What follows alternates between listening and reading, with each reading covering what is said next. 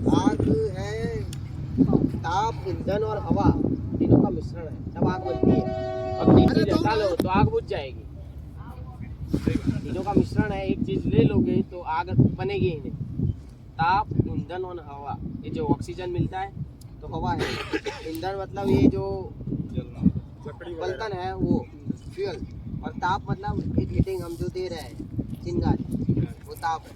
ठीक है। आग लगने के कारण क्या क्या हो सकता है कि जलने योग्य पदार्थ पर वेल्डिंग किए, गैस कटिंग करे, ग्राइंडिंग करते वक्त जो चिंगारी निकलती है इसी से आग लगती है। कार्यस्थल के आसपास गैस अगर कोई लीकेज है तो वहाँ पर आग लगने की संभावना ज़्यादा है। कार्यस्थल पर असुरक्षित धूम्रपान करोगे तो भी हो जाएगी आग। गैस सिलेंडर फटे तो भी आग लगेगी।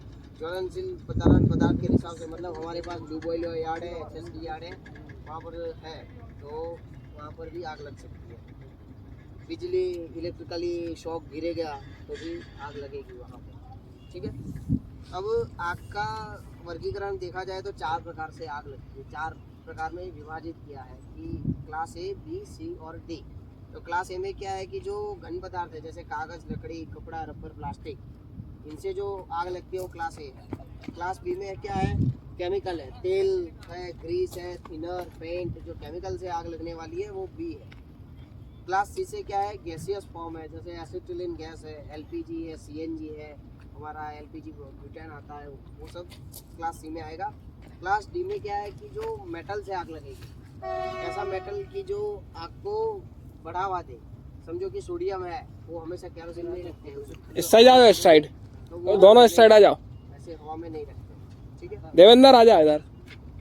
अब आग को कैसे बुझाया जाए, तो क्लास ABCD हमने 4 प्रकार में वर्गीकृत किया आग को।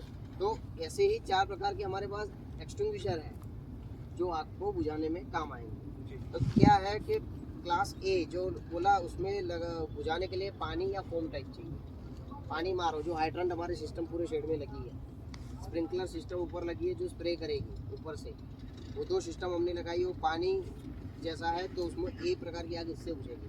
क्लास B अगर आग है वो क्या है, फोम CO2 DCB, जो हमारा HSD यार्ड है, जो डीजल भरते हैं। मान लो कि अभी कई अब जिंदगी में कभी डीजल में आग लगेगी तो ये CO2 यूज़ करोगे, ये पाउडर यूज़ करोगे तो आग बुझेगी ही नहीं। 50 बाटले खाली करोगे कोई मतलब नहीं। इसको फोम टाइप सिलेंडर चाहिए, तो वो हमारे HSD यार्ड और डुबोइल यार्ड जहाँ पर है वहाँ पर लगाए हैं फोम यार्ड। और एक्स्ट्रा पर मतलब कि हमारी HSD की 10 kL की टंकी है यहाँ पर कैंटीन के नीचे, तो वहाँ पर हमने मैकेनिकल फॉर्म एक एक्स्ट्रा डालते हैं और पूरी सिस्टम हाइड्रेंट सिस्टम लगाई है जो फॉर्म टाइप स्प्रे करेगी। वो हाइड्रेंट सिस्टम भी है ऐसी।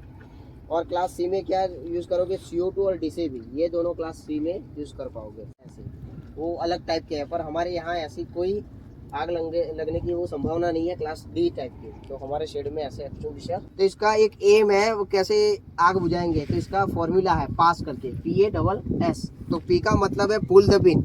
देखो ये पिन दिख रही है आपको, ये निकाला है, बाहर खींचनी है पहले तो। ठीक है। A का मतलब है एम, मतलब इसका आग लगने का जो एक पॉइंट होगा, कहीं से तो आग जलती होगी ना, तो वो पॉइंट पर हमें डायरेक्शन में, वही डायरेक्शन में हमें फ्लो करना है एक्सटिंग्विशर का। ठीक है। S मतलब स्क्वीज, मतलब हैंडल को दबाना, और CO2 में क्या है, वो कैप को घुमाना।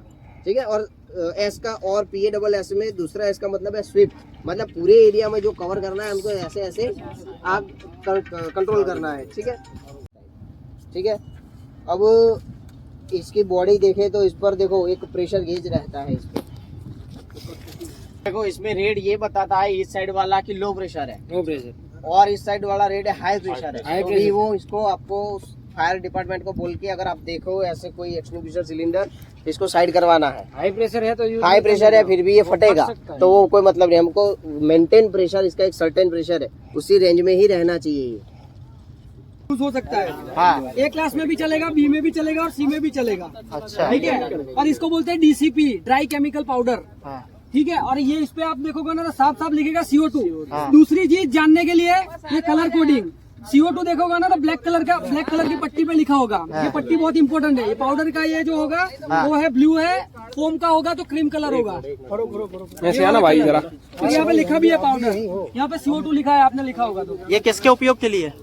ये हर क्लास वायर में चलती है। पैरों की पोजीशन देख पैरों की कि आप यहाँ पे जो है एच ग्रिड में एच जो है एच ग्रिड के पहले किलो पे खड़े हैं। अरे बस एक मिनट रुक जाए।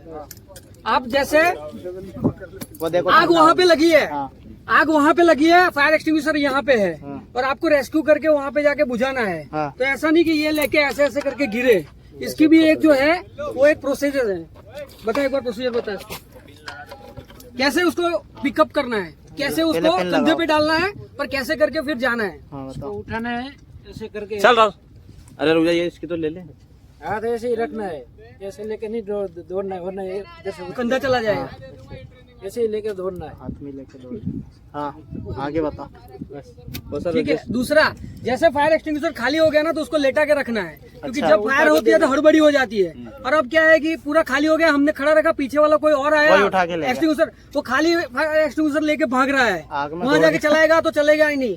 इसके लिए जितने भी फायर एक्सटिंग्विशर खाली हो गए उसको लेटा के रखना है। अच्छा ये भी ना सर, बताओ आगे। चलो इसी के दो चलो अब इसको दबाने वाला CO2 में वो कैप है, वो घुमाने वाली है इसमें, और इसमें डिफरेंट क्या है। तो इसमें CO2 भरा है और इसमें आप अपने बोल देखा कि वो रहता है ग्लास और इसमें नहीं रहता। इसका रीजन क्या है, कोई बता सकता है? फोम नहीं है, ये DC भी है, ड्राई केमिकल। हाँ नहीं, वो ऐसा इसमें नहीं है। वो पुराने रेलवे में जब थे बाटले वो यूज होते, अपडेटेड वर्जन है। इसमें ऐसा नहीं है हिलाना पड़ेगा, इसके कुछ गिराना पड़ेगा, कुछ नहीं, सिर्फ स्क्वीज करने का। मारने वाला प्रंजन नहीं है, वो मारने वाला सिस्टम नहीं है जो पुराने हमारे CNW में जो पुराने हुआ हैं, वो हादसा, मारने ऐसा वाले नहीं हैं, है। हमारे अपडेटेड वाला। ठीक है भाई, सारे लोग इस साइड आ जाओ प्लीज। ठीक है, तो इसमें क्यों गेज नहीं है, क्योंकि ये जो CO2 भरते हैं ना तो वो लिक्विड फॉर्म में होता है। तो लिक्विड फॉर्म में कभी भी गेज नहीं आएगा, क्योंकि वो प्रेशराइज बहुत होता है लिक्विड, तो इसमें गेज नहीं लगाते। और जो बाहर निकलेगा ना वो CO2 अंदर होता है तो लिक्विड फॉर्म में, जैसे बाहर निकालोगे तो वो गैसियस फॉर्म में हो जाता है कन्वर्ट, और वो बहुत ठंडा होता है। ठीक है, इसलिए वहाँ नहीं लगाते हैं। हाँ तो सही है, आप वेट चेक करो, वेट से पता चलेगा। और उस पर लिखा है 4.5 kg अंदर CO2 है, वो भी लिखा है अंदर। ठीक है, वेट से ही पता चल जाएगा। आप नोब खोलोगे तो भी पता चल जाएगा। हमारे शेड में जितने भी बाटले लगे हैं वो खाली आपको कभी भी नहीं होंगे, कभी भी खाली नहीं मिलेंगे, क्योंकि हर महीने चेकिंग होता है। इसका इंस्पेक्शन प्रेशर मेंटेन करता है। हाँ, इसका ऐसे एक्सपायरी डेट नहीं होता है, इसका हाइड्रो टेस्ट करवाना पड़ता है। एक सिलेंडर 5 साल के लिए चेक किया जाता है और हर 5 साल में इसको चेक करवाना पड़ता है। हाइड्रो टेस्ट बोलते हैं इसको, कि इसकी बॉडी का टेस्ट जो फटा रेलवे में उसमें हाइड्रो टेस्ट नहीं करवाया गया था, ये हाइड्रो टेस्ट वाले हैं बात में। ठीक है, अब इसको हम काम कैसे करेंगे। आग लगी तो हमें यही देखना है कि पहले वाइंड शॉक इसको बोलते हैं, जो ऊपर लगा है ना पवन की दिशा दर्शाता है। तो इसकी पवन की दिशा दर्शाने में हमें देखना है कि आग लगी है तो उसी पवन की डायरेक्शन में इसकी जो ज्वाला है वो जाएंगी। तो इसके जस्ट हमें ऑपोजिट साइड खड़े रहना है, नहीं कि आग उस साइड जा रही है और वहाँ ही आप सामने करोगे तो क्या है कि जितने भी बुझा वो सामने आएगी, आप खुद जलोगे। तो ऐसा नहीं करना है, इसके ऑपोजिट डायरेक्शन में करना है। हाँ, और आग लगे तो आपको हमारे मैनुअल कॉल पॉइंट भी दिए हैं और असेंबली पॉइंट है। तो आपको मैनुअल कॉल पॉइंट का शीशा है वो तोड़कर आपको सूचित कर देना है पूरे शेड के कि आग लगी। और आपको सबको असेंबली पॉइंट जो हमारे दिखे, देखो यहाँ से ग्रीन बोर्ड दिख रहा है, असेंबली पॉइंट इधर है, ये सिक्योरिटी मेन गेट के पीछे कैंटीन के पास है। तो 3 असेंबली पॉइंट है, वहाँ पर आपको खड़े एकत्रित हो जाना है। और मान लो कि छोटी मोटी आग है तो आप बुझाना चाहो तो इसके लिए हमारे एक्सटिंग्विशर है, आप खुद चेक करके कर सकते हो। पर मैंने बताया क्लास 4 प्रकार की आग है, उसमें कौन एक्सटिंग्विशर यूज होता है वो आपको पता होना चाहिए। इसके लिए ही ये ट्रेनिंग है।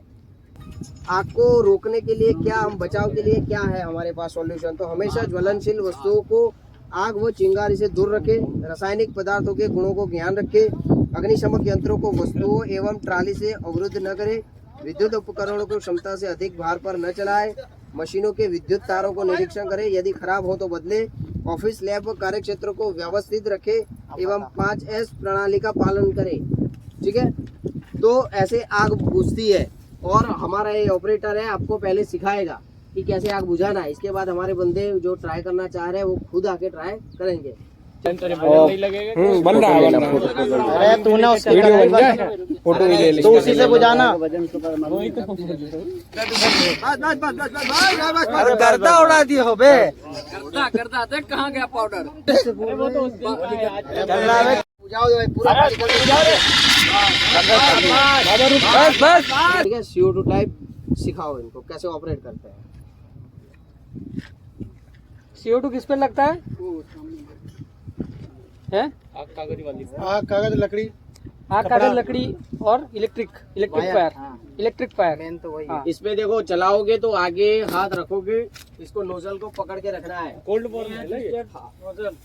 और इसकी एक एर्गोनॉमिक्स है जो पोजीशन लेनी है हमें। हाँ कोल्ड वॉर्म रहता है। हाँ, कोल्ड बर्न हो जाएगी। हाँ। ठंडाई से बोल।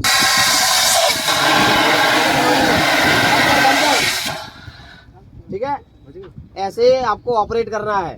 और ऐसा नहीं है कि बॉटल खड़ी रहे, आप जहाँ पर भी थोड़ा बॉटल को ले सकते हो, तो हैंडल दिया है तो उसको लेके आप जा सकते हो। ऐसे बॉटल खड़ा करके दब के घूमता है क्या वो? भग सकते हो। ठीक है, ये जो खड़ा है, ये एक पैर आगे है और एक पैर उसका पीछे है और हाथ उसका ऐसे है। उसका मतलब ये है कि अगर आग की लपटें आपके ऊपर आई तो बॉडी को पीछे जाने के लिए ना बैलेंस चाहिए। एंटी क्लॉकवाइज घूमता है ना, ऐसे खोलने के गिरेगा लिए। तो गिर जाएगा।